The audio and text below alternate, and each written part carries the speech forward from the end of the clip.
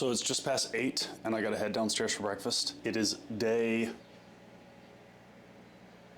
It's day 4. I didn't do a vlog last night because I was tired and I also had to work on my Lego model. So let's backtrack. After I left the hotel and walked by Lego HQ to see the minifig that doesn't have a name, I went back to the Lego house to meet everyone under the Tree of Life, and we got to meet a bunch of designers, one of which I know from Lego Masters Season 1. His name's Aaron, and I got to sit with him for dinner where robots serve your dinner to you. And he was so cool and had so much great advice and so much good insight on the Lego group and how to apply for the company and how he applied. And it's just really cool to see literally an insider's perspective on how this job works and how you can get in. Just another bit of motivation for me to want to maybe try and do this. After dinner, we got to design a set with the designers present. However, we had 2 hours. We had all the pieces we wanted, but we only had 2 hours. And I bit off a little bit more than I can chew because at the very beginning, I just decided I wanted to do an iconic RuPaul look. And I chose her little red dress look, and it was incredibly challenging. I ended up with something that was more like a cubist RuPaul, but honestly, for 2 hours, I'm pretty proud of what I did. Under the constraints, I think it looks pretty artistic for what I had the time to do. So I'm excited to present that today, and we'll see how it goes. Hopefully it goes well. We'll see.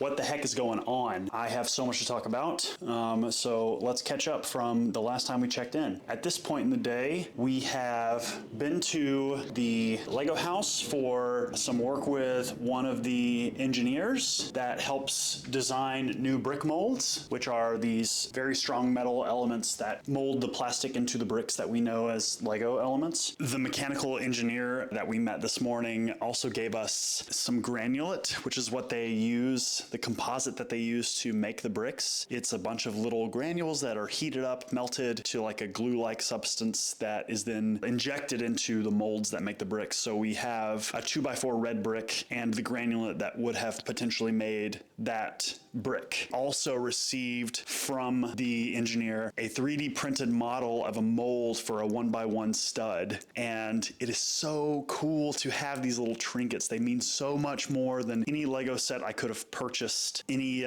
physical thing that I could have bought. Having these little gifts and these little trinkets from all of the different people is just such a huge part of this experience, and honestly so priceless. I don't even want to know what they're worth because I don't think I could put a dollar amount on any of these things. We went to the factory where they make the Lego and got to go on a tour to see the Lego being made. The coolest part about that tour was seeing the brick separators, which are these tools that you use to separate bricks, come out of the machines where the melted plastic is being pressed into the shapes that we know as the brick separators. I mean, seeing them actually being made, I don't know why, but that was the coolest part of the experience for me. We got to get a brick that was made from the factory. After we did the factory tour, we went to the Lego campus where the employees work.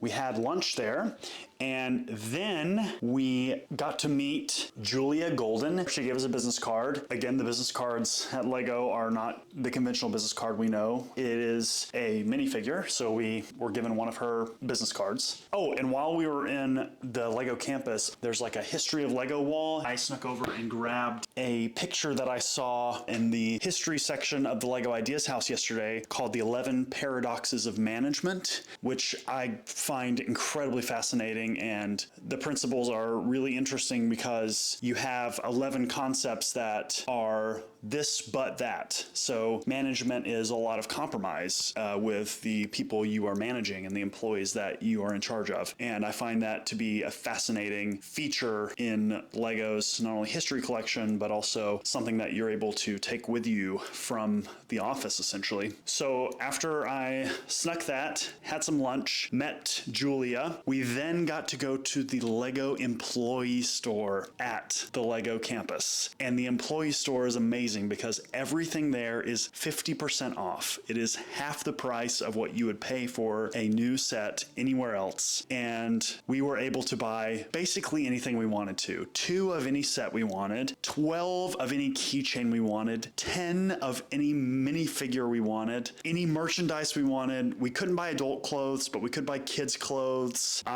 I bought the UCS Millennium Falcon because they provided us with a box that we could send home for free. They shipped it home for us for free. It's about this size. The UCS Millennium Falcon fit in there, so I got it. I got it for half of the price that it would be brand new anywhere else, and it's a set that I never thought I would own, and I can't believe I bought it, and I'm so excited to have it. I know I won't be able to build it for a while because I won't be home for long enough time, for probably a couple of years while I'm on this tour, to be able to build it. I don't know if I will ever build it. It might be something that I sell eventually, but for now I have it. It is now mine, and I'm so excited about it. And as you can see from the box, I have a lot of other things I bought, and I'm gonna be shipping a box and probably another smaller box home on my own. Yeah, and it was incredible. We're just hanging out at the hotel now, and we're waiting to have dinner here at the hotel, and then we're all going to be showing our sets that we made last night during the 2-hour building session. So we'll see how that goes, and I'll catch you guys up more later.